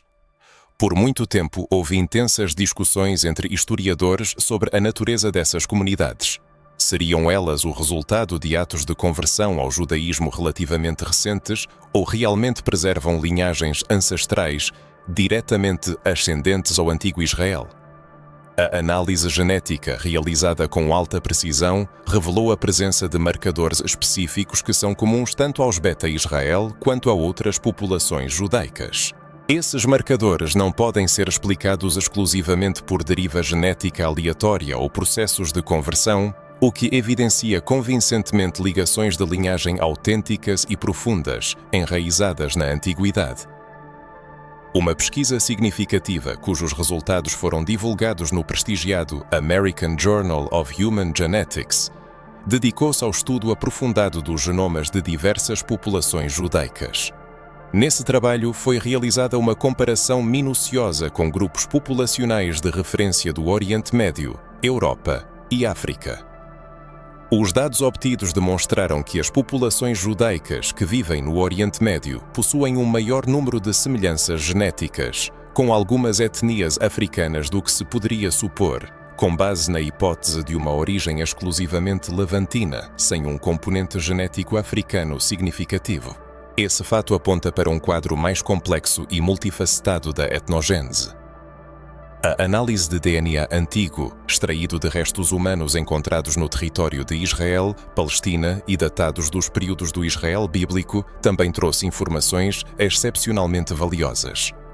Embora o volume de material disponível ainda seja limitado, essas investigações sugerem que a população do antigo Israel se distinguia por uma diversidade genética muito maior do que tradicionalmente se acredita. Em particular, foi identificada uma contribuição significativa de linhagens genéticas que têm uma relação direta com o Nordeste da África, o que revisa as ideias estabelecidas sobre a estrutura demográfica da região. De especial interesse é um estudo inovador, publicado nas páginas da prestigiada revista científica Nature. Nesse trabalho foi estudado o DNA extraído de restos humanos encontrados em antigos cemitérios da Idade do Ferro, em Canaã, uma região cuja história coincide aproximadamente com a época da existência dos reinos de Israel e Judá, conforme descrito nas tradições bíblicas. A análise realizada permitiu identificar marcadores genéticos que indicam inequivocamente fluxos migratórios do Nordeste da África. Esses dados confirmam convincentemente a probabilidade de que grupos populacionais significativos do antigo Israel pudessem ter uma origem africana relativamente recente, o que adiciona novos traços à compreensão da formação desse povo.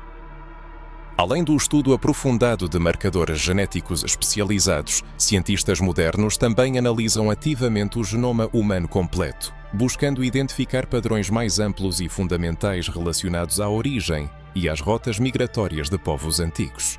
Essas análises abrangentes frequentemente demonstram que as populações judaicas tradicionais, historicamente residentes no Oriente Médio e conhecidas como Mizrahim, possuem uma mistura genética única. Essa mistura inclui componentes característicos do Nordeste da África, com proporções que excedem significativamente o que poderia ser atribuído a contatos casuais ou misturas recentes. É crucial ressaltar que essas descobertas genéticas inovadoras de forma alguma sugerem uma equação simplista e direta de judeus eglo-africanos, nem servem para confirmar noções primitivas sobre a identidade de um povo. Pelo contrário, elas nos revelam um panorama histórico muito mais sutil, multifacetado e complexo. As pessoas que, com o tempo, vieram a ser conhecidas como judeus ou israelitas, surgiram e se formaram em um contexto geográfico e cultural único, onde as fronteiras entre as regiões que hoje chamamos da África e Oriente Médio eram notavelmente fluidas e permeáveis. Ao longo de milénios, processos migratórios contínuos, intensas trocas culturais e uma mistura genética ininterrupta ocorreram, moldando a aparência única dessas sociedades antigas. Os dados genéticos também fornecem evidências convincentes que corroboram a antiga narrativa bíblica sobre o chamado multidão mista, ou Erev Rav, que, segundo o texto, deixou o Egito junto com os israelitas durante o Êxodo. Essa diversidade genética inicial foi sem dúvida complementada por numerosos casamentos interétnicos. O texto bíblico menciona com frequência casamentos com membros de comunidades vizinhas, incluindo egípcios, midianitas, moabitas e outros povos que estavam regional e culturalmente estreitamente ligados ao Nordeste da África, o que contribuiu para o enriquecimento adicional do pool genético. Um dos aspectos mais fascinantes e promissores da pesquisa genética moderna é o estudo da adaptação genética humana a condições ambientais específicas. Certas variantes genéticas diretamente ligadas à adaptação a climas quentes, à resistência a patógenos específicos ou à adaptação a dietas particulares podem servir como chaves valiosas para compreender os ambientes nos quais uma determinada população se desenvolveu e evoluiu. A análise desses marcadores adaptativos em populações judaicas tradicionais frequentemente revela padrões que são totalmente consistentes com uma origem em climas quentes e áridos, característicos, por exemplo, do Nordeste da África e do Levante. Isso contrasta fortemente com o cenário que seria esperado de populações formadas em climas mais frios da Europa ou da Ásia Central. Estudos de genes específicos podem ser particularmente reveladores e informativos. Por exemplo, variantes genéticas que conferem proteção contra a malária e que evoluíram predominantemente em populações africanas são encontradas com frequência significativa em algumas comunidades judaicas. A anemia falciforme e outras hemoglobinopatias, que são adaptações evolutivas contra a malária e amplamente difundidas em populações africanas, também ocorrem com alta frequência em algumas populações judaicas do Mediterrâneo e do Oriente Médio. Essa circunstância indica de forma convincente uma origem comum ou histórias evolutivas paralelas que ocorreram em condições ambientais semelhantes, levando ao desenvolvimento convergente de mecanismos de proteção. A genética das características físicas visíveis, como textura do cabelo, cor da pele e traços faciais, é uma área de pesquisa extremamente complexa, pois envolve a interação de múltiplos genes com numerosos fatores ambientais.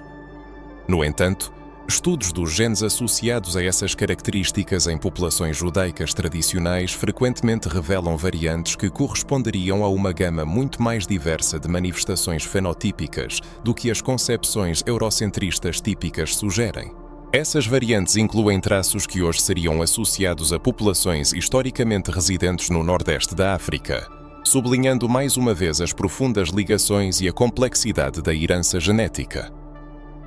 Uma circunstância importante a ser considerada na análise de dados genéticos é que as comunidades humanas modernas não podem ser reflexos perfeitos das populações antigas.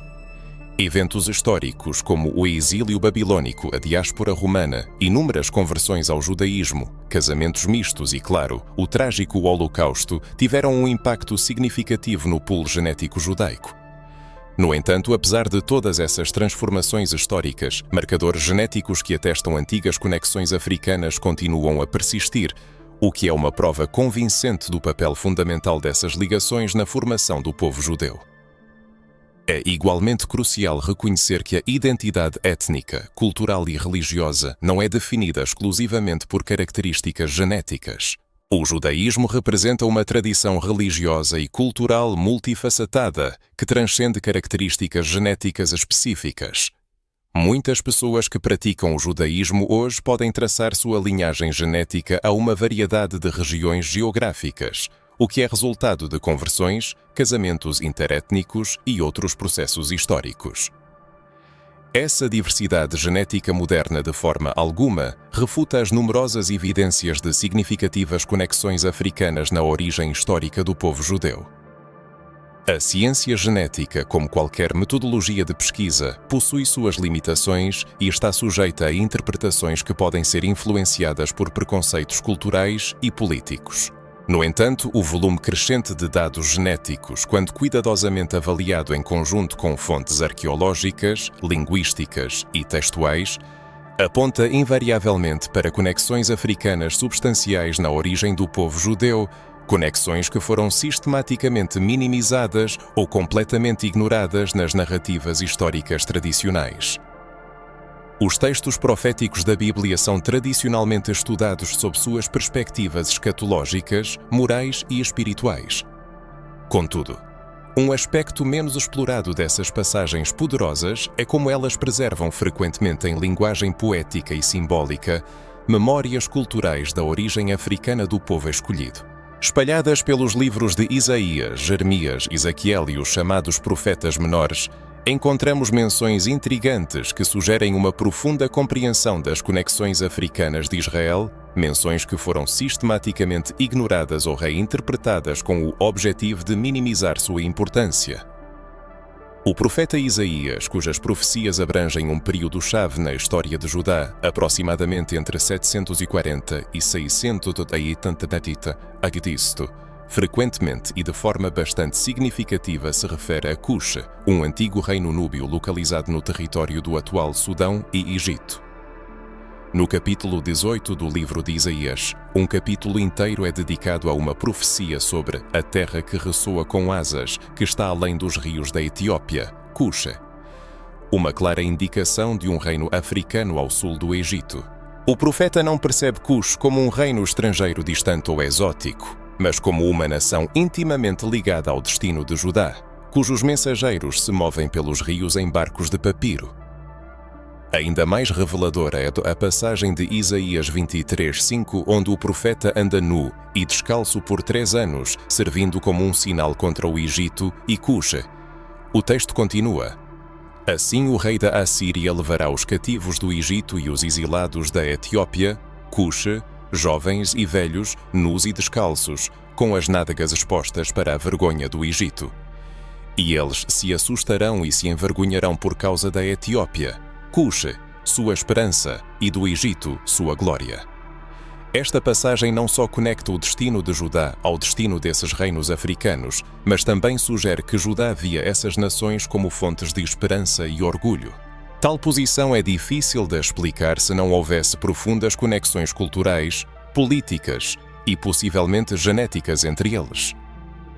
No livro do profeta Isaías, no capítulo 43, versículo 3, o Altíssimo proclama a Israel: Porque eu sou o Senhor, teu Deus, o Santo de Israel, teu Salvador.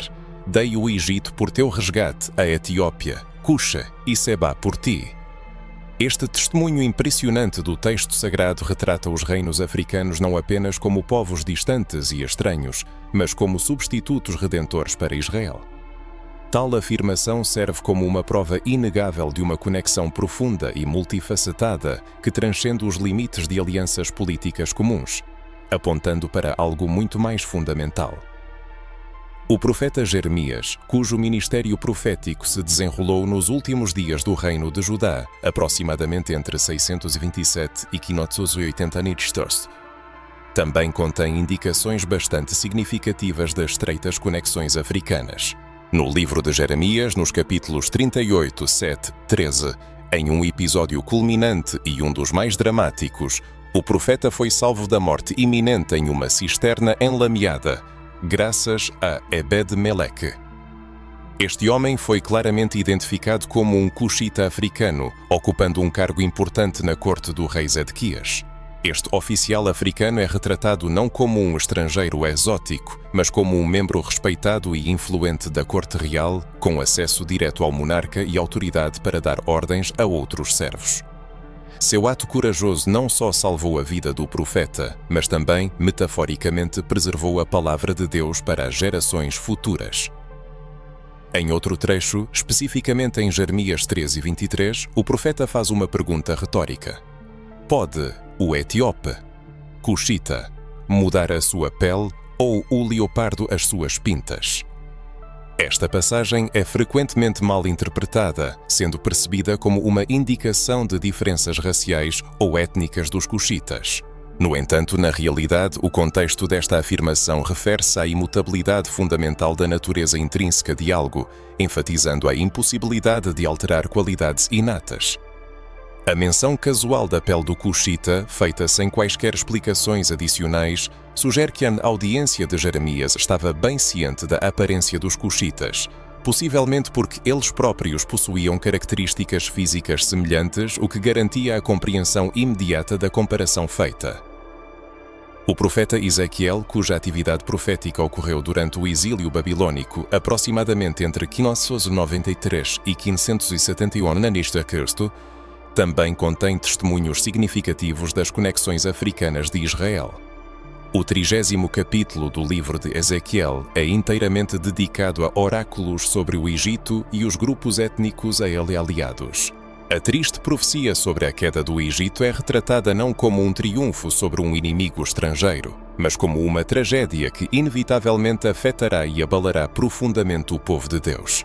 Em Ezequiel 34:5 é proclamado: E uma espada virá sobre o Egito, e o terror se apoderará da Etiópia, quando os mortos caírem no Egito e as suas riquezas forem tomadas, e os seus fundamentos forem destruídos.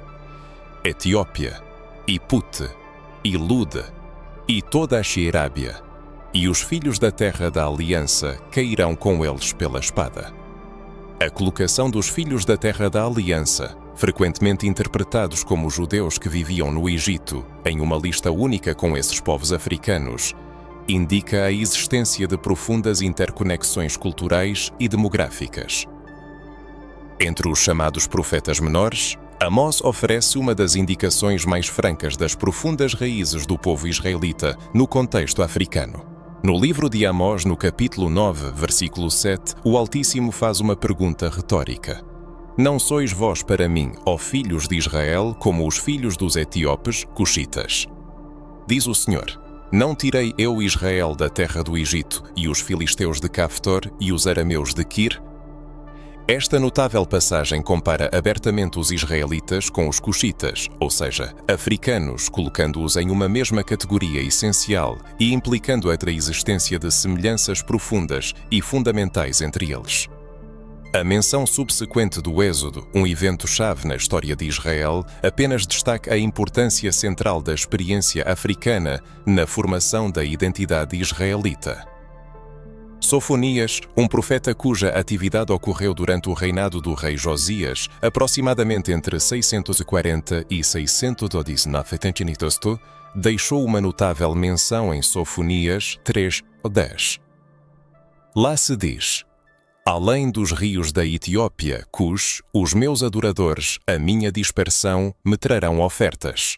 Esta declaração profética sugere que parte do povo de Deus, que se encontrava disperso, estava profundamente no continente africano, além dos rios etíopes cuxitas.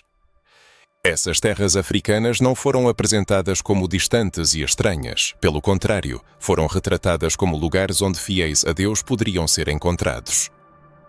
Naum, cujo conciso texto profético é dedicado principalmente à predição da queda de Nínive, capital da Assíria, também contém uma importante menção em Naum 3:9. Neste versículo, ele se refere a Cush e ao Egito como fontes de poder inesgotável para outra grande cidade, Tebas, ou Noamon. Esta, aparentemente casual referência demonstra vividamente a posição central das potências africanas no cenário geopolítico daquela época e também sublinha o profundo conhecimento do mundo antigo sobre esses povos e seus recursos. O livro de Daniel, embora formalmente não classificado entre os livros proféticos na tradição judaica, contém uma referência intrigante em Daniel 11:43. Aqui é descrito como o rei do norte, durante sua última campanha militar, tomará os tesouros de ouro, prata e todas as joias do Egito, e os líbios e os etíopes, cuxitas, o seguirão. Este fragmento, parte de uma complexa narrativa profética sobre conflitos futuros, une naturalmente Egito, Líbia e Cuxa, apresentando-os como nações intimamente conectadas, cujos destinos estão inextricavelmente entrelaçados. Provavelmente a referência profética mais poética e expressiva às conexões africanas é encontrada no Salmo 68:31, na numeração da NVI Ara. Príncipes virão do Egito, a Etiópia, Cush, estenderá as suas mãos para Deus. Este versículo extraordinário prediz que os povos africanos mencionados desempenharão um papel único no plano divino futuro. Esta profecia foi interpretada por muitos cristãos africanos e afro-americanos como um prenúncio de sua própria conversão ao Evangelho. Todas essas menções proféticas sobre as conexões africanas de Israel não são detalhes secundários ou meras curiosidades geográficas. Elas revelam uma profunda compreensão preservada na memória cultural e nos textos sagrados, a respeito da origem africana do povo escolhido.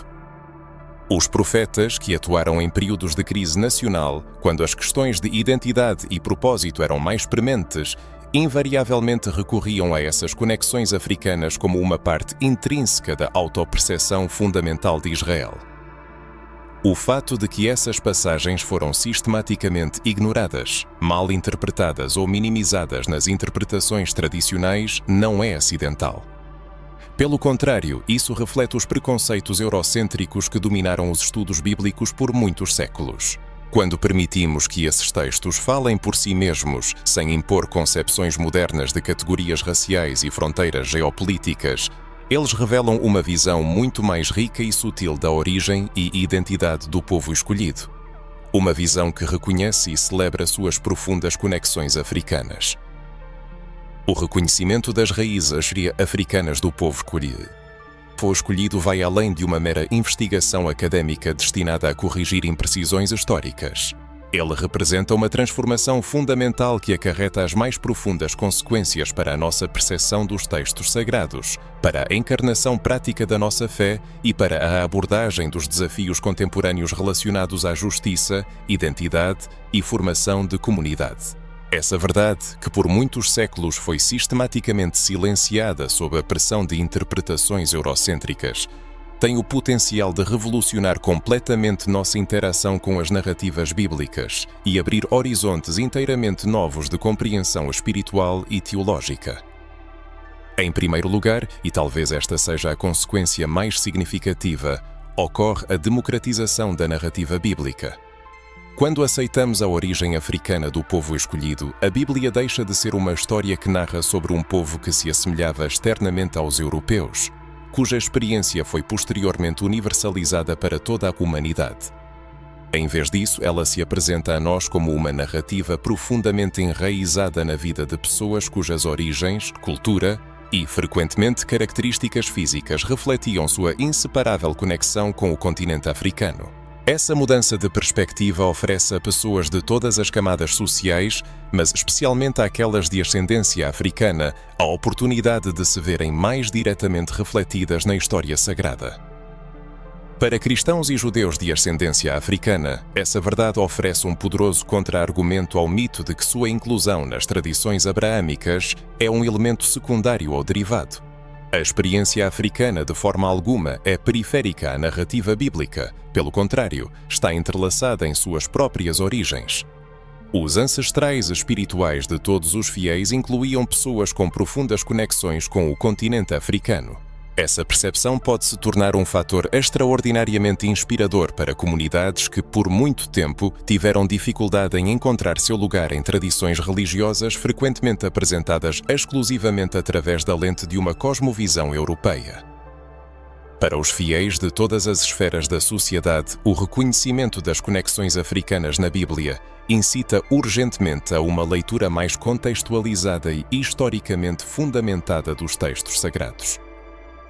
Narrativas que pareciam obscuras ou desconexas quando interpretadas através da lente de preconceitos europeus ganham nova clareza quando compreendidas em seu devido contexto geográfico e cultural.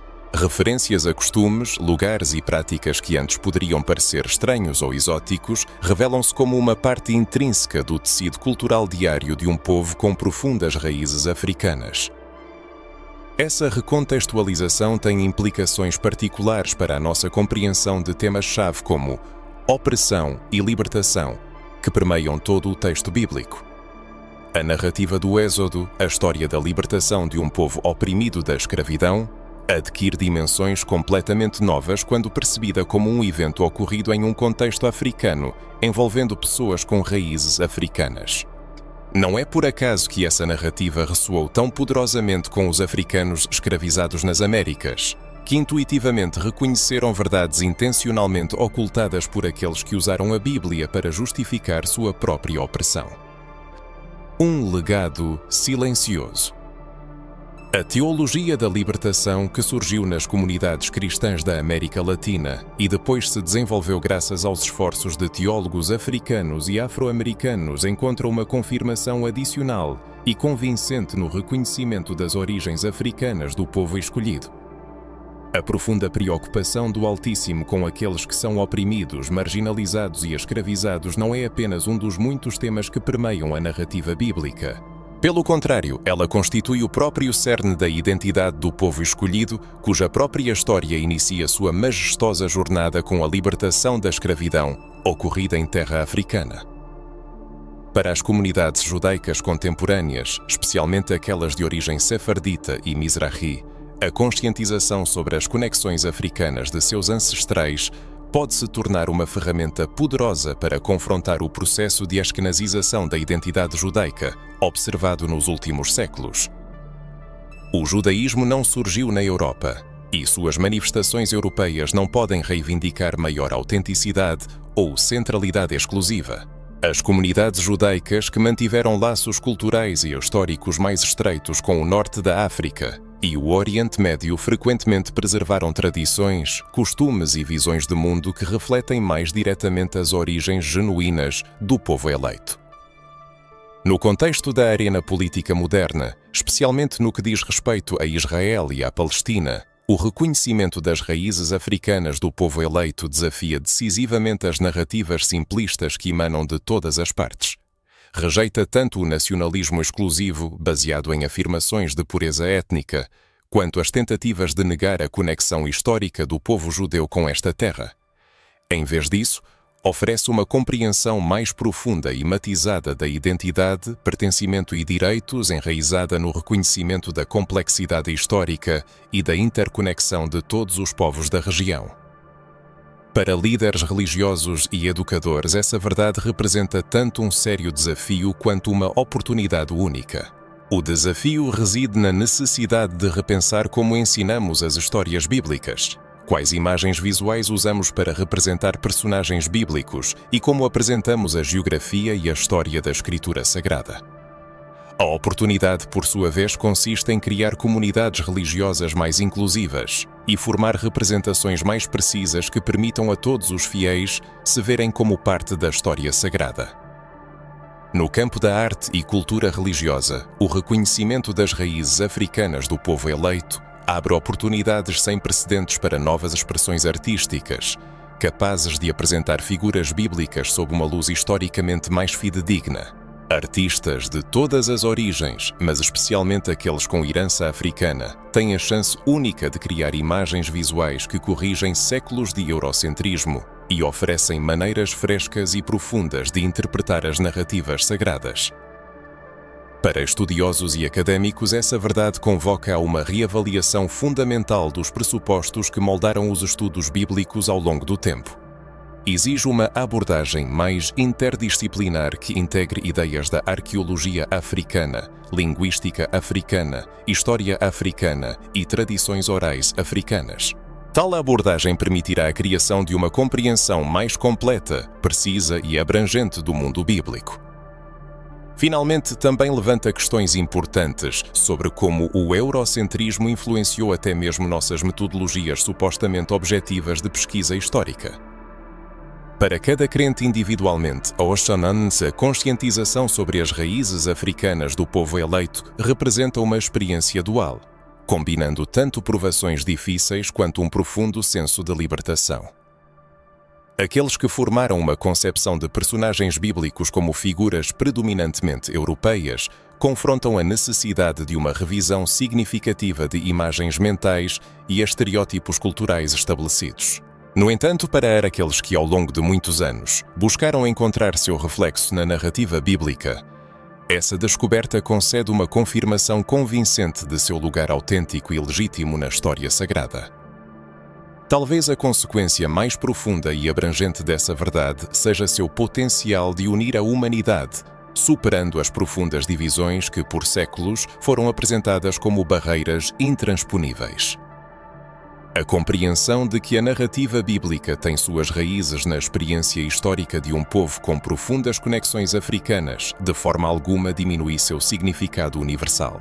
Pelo contrário, esse conhecimento apenas lhe confere poder e profundidade adicionais, transformando essa história sagrada em um patrimônio humano verdadeiramente universal e não a limitando exclusivamente aos que tradicionalmente se associam às manifestações culturais europeias do cristianismo ou do judaísmo. Além disso, essa verdade serve como um lembrete importante de que as categorias modernas de raça representam construtos sociais relativamente recentes e não correspondem de forma alguma às realidades históricas do mundo bíblico. Os antigos judeus não se identificavam através do prisma do racismo europeu moderno. Sua autoidentidade era moldada pela origem tribal, práticas religiosas, língua e cultura, por meio de categorias que eram muito mais fluidas e interligadas do que nossas atuais e, por vezes, rígidas concepções de raça ou etnia. Em conclusão, a conscientização sobre as raízes africanas do povo eleito insta fortemente ao desenvolvimento de uma humildade cultural e espiritual mais profunda. Esse conhecimento serve como um lembrete de que Deus frequentemente realiza seus propósitos por meio daqueles que a sociedade tende a considerar marginais ou periféricos. Assim, a escolha divina de um povo com profundas conexões africanas como instrumento de revelação e redenção destrói as expectativas hierárquicas estabelecidas e desafia decisivamente as suposições habituais sobre centro e periferia, norma e o outro. Em consonância com a profecia de Isaías, que declara: príncipes virão do Egito, a Etiópia se apressará a estender suas mãos para Deus. Uma visão semelhante de inclusão e universalidade, profundamente enraizada na conscientização sobre as raízes africanas do povo eleito, representa um poderoso antídoto contra as forças destrutivas de divisão, superioridade e exclusão que por muito tempo distorceram nossa percepção da Escritura e nossa prática religiosa.